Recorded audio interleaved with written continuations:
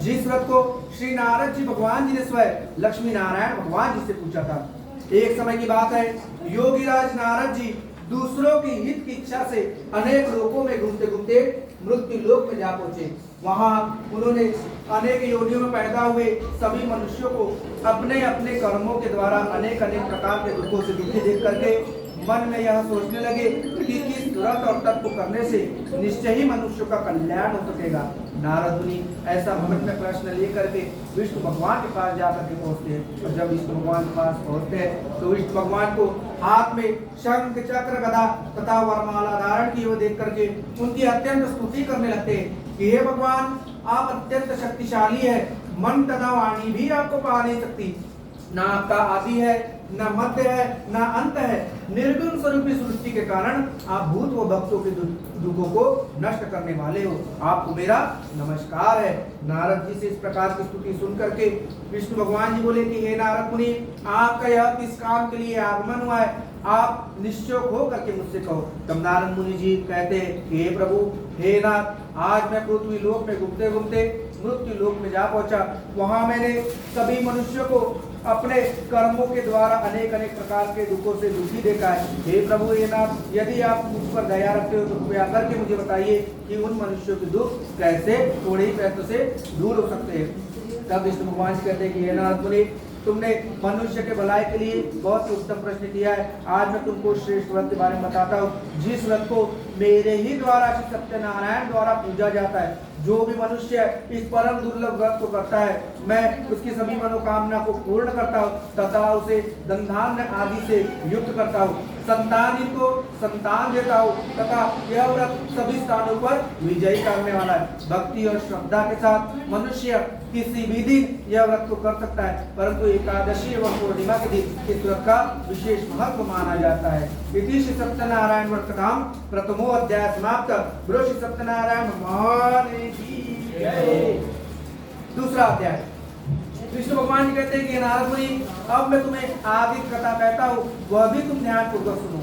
एक समय की बात है, एक सुंदरपुर काशी नगर में एक अति निर्धन ब्राह्मण रहता था। वह भूख और प्यास से बेचैन हुआ नित्य पृथ्वी पर घूमता था। वह भिक्षा मांगने हेतु पृथ्वी पर घूमता था। ब्राह्मणों से प्रेम करने वाले भगवान ने जब ब्राह्मण को दुखी देखा तो एक साधु का रूप धारण करके उस ब्राह्मण के पास जाकर के उसको आदर के साथ जाकर के अति विनम्रता से पूछा कि हे ब्राह्मण देवता, आप नित्य दुखी हुए पृथ्वी पर क्यों घूम रहे हो, कृपया करके मुझे बताइए। तब वह ब्राह्मण कहता है कि हे नाथ, हे प्रभु, मैं भिक्षा के लिए पृथ्वी पर घूम रहा हूँ। मैं अति निर्धन ब्राह्मण हूँ, परंतु मुझे अभी तक कोई भिक्षा प्राप्त नहीं हुई है, इसीलिए मैं बहुत ही चिंतित हूँ। यदि आप इसका कोई उपाय जानते हो तो कृपया करके मुझे बताइए। तब वह साधु देवता ब्राह्मण से कहते हैं कि हे ब्राह्मण देवता, आप श्री सत्यनारायण भगवान जी का व्रत करिए। उस व्रत के प्रभाव से आपके दुख अवश्य ही नष्ट होंगे, ऐसा मुझे विश्वास है। तब वह ब्राह्मण उस साधु देवता से व्रत के बारे में सब कुछ जान करके तथा अति प्रसन्न होकर के अपने घर पर जाता है। अपने घर पर जाने पर उसको रात भर नींद नहीं आती है तथा वह उस व्रत के बारे में ही विचार करने लगता है और मन में इस प्रकार का संकल्प ले लेता है कि कल मुझे भिक्षा मांगने पर जो भी धन धान्य प्राप्त होगा उसी से मैं श्री सत्यनारायण भगवान जी का उत्तम व्रत करूंगा। ऐसा संकल्प वो अपने मन में कर लेता है। उस संकल्प की वजह से सत्यनारायण भगवान प्रसन्न हो जाते हैं तथा दूसरे दिन उस ब्राह्मण को बहुत सारा धन धान्य प्राप्त होता है। फिर उसी से वह अपने बंधु बांधवों को बुला करके अत्यंत विधि विधान से श्री सत्यनारायण भगवान का पूजन एवं व्रत करता है और व्रत में यह वर मांगता है कि मुझे धन धान्य आदि सब कुछ प्राप्त हो जाए। इस व्रत के प्रभाव से सत्यनारायण भगवान प्रसन्न हो जाते हैं तथा उस ब्राह्मण को धन धान्य आदि से तथा नाना प्रकार के धन धान्य से युक्त कर देते तथा वह ब्राह्मण इस लोक में सुख भोगने लगता है। एक समय की बात है, वही ब्राह्मण धन और ऐश्वर्य के अनुसार पुत्र पुत्र आदि के प्राप्ति के हेतु श्री सत्यनारायण भगवान जी का व्रत करते रहता है। वहां से एक प्यासा लकड़हारा गुजरते हुए रहता है। वह प्यासा लकड़हारा उस ब्राह्मण के मकान के पास जाकर के रुक जाता है तथा उस ब्राह्मण को अत्यंत भक्ति भाव से श्री सत्यनारायण भगवान जी का पूजन करते हुए देखता है तथा वो वहां पर रुक जाता है तथा पूजा सुनता है तथा प्रसाद और पानी पीने के बाद उस ब्राह्मण को अति विनम्रता से पूछने लगता है कि ब्राह्मण देवता आप यह किस भगवान का व्रत कर रहे हैं और इस व्रत को करने से क्या फल मिलता है, कृपया करके मुझे बताइए। तब वह ब्राह्मण कहता है कि यह श्री महाशक्तिवान सत्यनारायण भगवान जी का व्रत है। इसी व्रत के प्रभाव से मुझे धन धान्य आदि सब कुछ प्राप्त हुआ है तथा मुझे इस संसार का सुख भोगने का सौभाग्य प्राप्त हुआ है। परंतु इस समय मैं संतान की प्राप्ति के हेतु श्री महाशक्तिवान सत्यनारायण भगवान जी का व्रत कर रहा हूँ। उस ब्राह्मण के मुख से ऐसे सुनने के बाद वह लकड़हारा अति प्रसन्न हो जाता है और उस ब्राह्मण के हाथ पैर जोड़ने लगता है और कहता है, ये ब्राह्मण देवता मुझसे भी इसके सब विधि विधान करो, मैं भी आपके कथानुसार इस व्रत को करना चाहता हूँ, क्योंकि मेरी भी कोई संतान नहीं है और इस व्रत से निश्चय ही होगी, ऐसा मुझे विश्वास है। तब वह उस ब्राह्मण से व्रत के बारे में जान करके अति प्रसन्न होकर के अपने घर पर जाता है। अपने घर पर कलावती अपनी पत्नी को यह समाचार सुनाता है, कहता है कि जब भी मेरी कोई संतान होगी उसी समय श्री मैं सत्यनारायण भगवान जी को तब व्रत करूंगा। ऐसा आश्वासन, ऐसा वचन वह अपनी पत्नी कलावती को दे देता है। सत्यनारायण भगवान उसके वचन से प्रभावित हो जाते हैं और तथा 10वें महीने में उसको एक सुंदर सी कन्या का जन्म होता है। कन्या का नाम लीलावती रखा जाता है। एक दिन कलावती मीठे शब्दों में अपने पति से कहती है कि आपने जो सत्यनारायण भगवान का संकल्प किया था कि मुझे पौत्र पौत्र आदि की प्राप्ति के बाद मैं सत्यनारायण भगवान के व्रत करूंगा, अब आपको उस व्रत को करना चाहिए। परंतु वह लकड़हारा अभिमान करता हुआ अपने पत्नी से कहता है कि मैं इस समय इस व्रत को नहीं करना चाहता हूँ, जब मेरी पुत्री का विवाह होगा उसी समय मैं इस व्रत को करूंगा। ऐसा कह करके वह अपने व्यापार के लिए निकल पड़ता है। परंतु सत्यनारायण भगवान की माया से जिस तरह शुक्ल पक्ष का चंद्रमा बढ़ता है तथा उसी तरह उस लकड़हारे की पुत्री भी समय के अनुसार बड़ी होने लगती है। उस समय बीतने के बाद जब वह लकड़हारा अपने व्यापार के लिए घर के बाहर निकलता है तो देखता है कि उसकी पुत्री बड़ी हो गई है। तब उसे याद आता है कि मेरी पुत्री अब बड़ी हो गई है, मुझे इसका विवाह कर देना चाहिए। तो वह तुरंत ही दूध को बुला करके दूध को आज्ञा देता है, कहता है कि मेरी पुत्री के वास्ते एक सुंदर से पुत्र को देख करके लाओ। दूध आज्ञा पा करके बहुत ही खोज और संभाल करके उस लड़की के लिए एक सुंदर से पुत्र को देख करके लाता है। लकड़हारा उस लड़की को देख करके अपनी पुत्री का विवाह उसके साथ कर देता है। परंतु दुर्भाग्यवश वह उस समय भी सत्यनारायण भगवान के व्रत को करना भूल जाता है। इस वजह से सत्यनारायण भगवान रुष्ट हो जाते हैं और उसे श्राप दे देते हैं कि तुम्हें आने वाले भविष्य में अति दुख प्राप्त होने वाला है। इति श्री सत्यनारायण व्रत का 2वां अध्याय समाप्त। बोलो श्री सत्यनारायण भगवान की जय। 3वां अध्याय। दोनों ससुर जमाई विवाह के कुछ समय के बाद व्यापार के लिए निकल पड़ते हैं। व्यापार करते करते वह राजा चंद्रकेतु के नगर में पहुंच जाते हैं। परंतु सत्यनारायण भगवान का श्राप रहता है कि उसे दारुण दुख प्राप्त होने वाला रहता है। इसलिए सत्यनारायण भगवान एक माया रचते हैं और राजा चंद्रकेतु के नगर में कोई दो चोर राजा के धन को चुरा करके भागे जा रहे थे। परंतु राजा के दूतों को पीछे से आते हुए देख करके चोर घबरा करके राजा के धन को वहीं चुपचाप ले जा करके रख देते हैं जहां वो दोनों ससुर जमाई सोए हुए रहते हैं। जब राजा के दूत उन दोनों ससुर जमाई के पास राजा के धन को रखा हुआ देखते हैं तो उन दोनों को चोर समझ करके बंदी बना करके राजा के समीप ले जाया जाता है और राजा के सामने खड़ा कर दिया जाता है तथा राजा की आज्ञा से उनको कठिन कारावास में डाल दिया जाता है तथा उनके पास जो भी धन रहता है वह सब कुछ भी छीन लिया जाता है तथा सत्यनारायण भगवान के श्राप द्वारा उनके घर पर भी जो धन रखा हुआ रहता है वह भी कोई चोर चुरा कर लेकर चले जाते हैं। अन्न की चिंता में लकड़हारे की पुत्री भिक्षा मांगने के लिए निकल पड़ती है। भिक्षा मांगते मांगते वह एक ब्राह्मण के मकान पहुंच जाती है। वहां वह एक ब्राह्मण को अत्यंत भक्तिभाव से सत्यनारायण का पूजन करते हुए देखती है। वह लड़की वहीं पर बैठ जाती है तथा सत्यनारायण भगवान का पूजन और व्रत की कथा सुनती है तथा अपने और अपने माता के लिए प्रसाद लेकर के घर पर लौटती है। परंतु उसे घर आते आते काफी रात हो जाती है तो उसकी माता उससे प्रश्न करने लगती है, हे पुत्री तुम इतनी रात तक कहाँ थी और तेरे मन में क्या चल रहा है, कृपया करके मुझे बता। तब वो अपने माता से कहती है ये माते आज मैं भिक्षा के लिए घर के बाहर निकली थी और मैं भिक्षा मांगते मांगते ब्राह्मण के मकान पहुंच गई। वहां मैंने श्री सत्यनारायण भगवान का पूजन होते हुए देखा। मैं वहां पर बैठ गई तथा सत्यनारायण भगवान का पूजन और व्रत सुना तथा अपने और आपके लिए प्रसाद लेकर के आई। तब उसकी माता को तुरंत याद आता है कि मेरे पति ने भी बारंबार इस पूजा का संकल्प किया है परंतु आज तक उन्होंने इस व्रत को नहीं किया है। शायद इसके वजह से ही हमें इतना दारुण दुख प्राप्त हो रहा है। हमें तुरंत ही इस व्रत की तैयारी करनी चाहिए। वह दूसरे दिन प्रातःकाल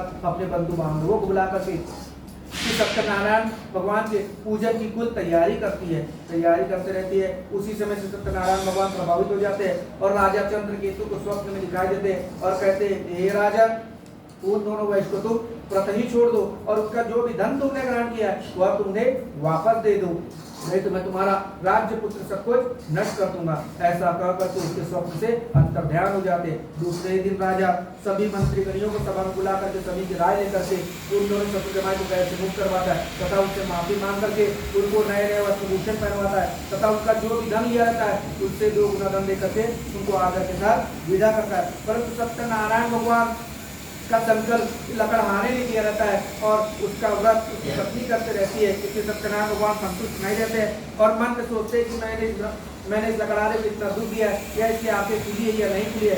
उसकी परीक्षा लेने के हेतु एक दंडी का रूप धारण करके उस लकड़हारे के पास जाकर के उसको आदर के साथ पूछते हैं, ये लकड़हारे तुम्हारी नाव में क्या है? तब वह लकड़हारा सोचता है कि यह कोई दंडी भगवान भिक्षा मांगने के लिए आया है। यदि मैं इससे सत्य वचन कहूँगा कि मेरे नाम में बेल तथा मेरे नाम में धन नान्य आदि से भरे हुए तो मुझे से नाना प्रकार की धन दक्षिणा देनी पड़ेगी। इसलिए वह दंडी भगवान से अच्छा वचन कह देता है और कहता है, ये दंडी भगवान आप क्यों पूछ रहे हो? क्या आपके हमसे धन लेने की इच्छा है? हमारे नाम में तो बेल तथा पत्ते आदि से भरे हुए। उन दोनों के असत्य वचन सुन करके दंडी भगवान कहते हैं कि तुम दोनों का वचन अवश्य ही सत्य होगा। ऐसा कह करके दंडी भगवान समुद्र के किनारे जाकर के बैठ जाते हैं तथा जब दोनों शत्रुजमाई खाना खाने के बाद अपने नाव पर आकर के देखते हैं तो नाव में सही में धन ने जगह बेल पत्ते देख करके मूर्छित होकर के जमीन पर गिर पड़ते हैं तथा मूर्छ खुलने पर अत्यंत शोक करके रोने लगते हैं। तब वो लकड़हारे का दामाद कहता है कि आप शोक न करिए, यह उस दंडी भगवान का इंसाफ है,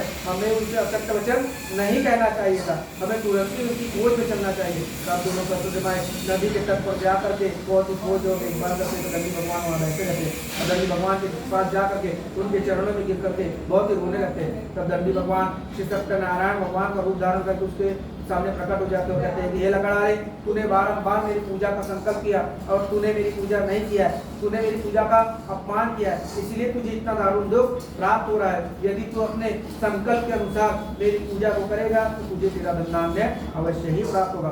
तब वह लकड़हारा कहता है, हे प्रभु, ब्रह्मा आदि भी आपके रूप को नहीं पहचान सकते थे, तब मैं अज्ञानी आपके रूप को कैसे पहचान सकता था? आप मुझे क्षमा कर दीजिए तथा मेरी नौका धन के समान पहले से भर दीजिए। उसके दीन वचन सुन करके सत्यनारायण भगवान प्रसन्न हो जाते हैं तथा उसकी नाव को धन आदि से पूर्ण कर देते हैं। इति श्री सत्यनारायण पर कथा तृतीय अध्याय समाप्त। बोलो श्री सत्यनारायण भगवान की जय। चतुर्थ अध्याय। दोनों ससुर जमाई अपनी यात्रा के लिए अपने घर पर निकल पड़ते हैं और जैसे ही नगर के निकट पहुंचने वाले रहते हैं तो दूत को आज्ञा देते हैं कि मेरे घर पर जा करके यह समाचार सुना दो कि मैं अपने दामाद के साथ शीघ्र ही घर पर वापस लौट रहा हूँ। जब दूत आज्ञा पा करके उस लकड़हारे के घर पर जा करके देखता है तो उसकी पुत्री और उसकी पत्नी अत्यंत भक्तिभाव से सत्यनारायण भगवान का व्रत की तैयारी एवं पूजा करते रहती है। और जैसे ही दूत की आज्ञा वह सुनते हैं साधु अपने दामाद के साथ नगर के समीप आ गए तो वह दोनों सत्यनारायण भगवान की पूजा को छोड़ करके तथा उनके प्रसाद को छोड़ करके अपने अपने पतियों के दर्शन करने चले जाते हैं। इस वजह से सत्यनारायण भगवान फिर से रुष्ट हो जाते हैं तथा उस लकड़हारे के नाव को तथा उसके दामाद को पानी में डुबो देते हैं तथा जब लकड़हारे की पुत्री नदी के तट पर अपने पति को नहीं देखती है तो वह बहुत ही शोकातित करके रोने लगती है तथा मूर्छित होकर के जमीन पर गिर पड़ती है तथा मूर्छ खुलने पर अत्यंत रोने लगती है। तब वह लकड़हारा कहता है कि हे प्रभु, मुझसे या मेरे परिवार से जो भी भूल चूक हो गई है उसे आप क्षमा कर दीजिए। उसके दीन वचन सुन करके सत्यनारायण भगवान प्रसन्न हो जाते हैं और आकाश में आकाशवाणी होती है, हे साधु, हे लकड़हारे, तेरी पत्नी और तेरी पुत्री ने मेरी पूजा का अपमान किया है। मेरी पूजा को छोड़ करके मेरे प्रसाद का अपमान करके यह अपने अपने पतियों के दर्शन करने आई है, इसीलिए इनका धन और इनका धन और आपका दामाद अदृश्य हो गया है। यदि यह घर पर जाकर के विधि पूर्वक सत्यनारायण भगवान का पूजन करके तथा प्रसाद खा करके वापस लौटेगी तो इसे इसका धन धान्य एवं इसे इसका पति अवश्य ही प्राप्त होगा। तब ऐसे आकाशवाणी सुन करके साधु की पुत्री और पत्नी घर पर जा करके अत्यंत भक्तिभाव से सत्यनारायण भगवान का पूजन करती है तथा प्रसाद ग्रहण करने के बाद नदी के तट पर आकर के देखती है तो फिर जैसा था वैसा ही हो जाता है। इति श्री सत्यनारायण व्रत कथा श्री चतुर्थ अध्याय समाप्त। बोलो श्री सत्यनारायण भगवान की जय। पंचमो अध्याय। जिस तरह साधु की पत्नी और पुत्री ने सत्यनारायण भगवान के प्रसाद का अपमान करके दुख पाया था, उसी तरह एक महाराज तुंगनादश नाम का भी राजा था। वह वन में जा करके वन्य पशुओं को मार करके बड़ के पेड़ के नीचे आकर के बैठ गया। वहां उसने कुछ ग्वालों को, कुछ ब्राह्मणों को सत्यनारायण भगवान का पूजन और व्रत करते हुए देखा। राजा अभिमान करते हुए न भगवान के पास गया, ना ही भगवान की पूजा को जाकर के नमस्कार किया। जब ब्राह्मणों और ग्वालों ने श्री सत्यनारायण भगवान जी का प्रसाद उसके सामने ला करके रख दिया तो उसने उस प्रसाद को फेंक करके अपने सुंदर नगरी को चल देता है। जब वो अपने नगर पहुंचता है तो देखता है कि उसका राज्य, पुत्र सब कुछ नष्ट हो गया। तब वो अचंभ करता है तथा मन में सोचने लगता है कि यह सब कुछ अचानक कैसे हो गया। तब उसे याद आता है कि यार मैं वन में गया था, वहां मैंने कुछ ग्वालों और ब्राह्मणों को किसी भगवान की पूजा करते हुए देखा। मैंने उस भगवान को ना ही नमस्कार किया और जब उन्होंने प्रसाद ला करके दिया तो मैंने उस प्रसाद को भी नहीं स्वीकारा। शायद इसकी वजह से मुझे इतना दुख प्राप्त हुआ। तो वह वन में जा करके उन ग्वालों और ब्राह्मणों के साथ श्री सत्यनारायण भगवान का पूजन और व्रत करता है तथा क्षमा याचना मांगता है। उस व्रत के प्रभाव से सत्यनारायण भगवान संतुष्ट हो जाते हैं तथा राजा का जैसा धनधान्य होता है वैसा फिर से हो जाता है। इसी तरह जो भी मनुष्य पृथ्वी लोक में श्री सत्यनारायण भगवान जी के व्रत को करता है उसकी सभी मनोकामना सिद्ध होती है। संतान को संतान की प्राप्ति होती है, निर्धन को धन की प्राप्ति होती है तथा वह संसार के सभी बंधी बंधन से मुक्त होकर के अंत में मरने पर वैकुंठ लोक हो जाता है। इति श्री सत्यनारायण व्रत कथा पंचमो अध्याय समाप्त। बोलो श्री सत्यनारायण भगवान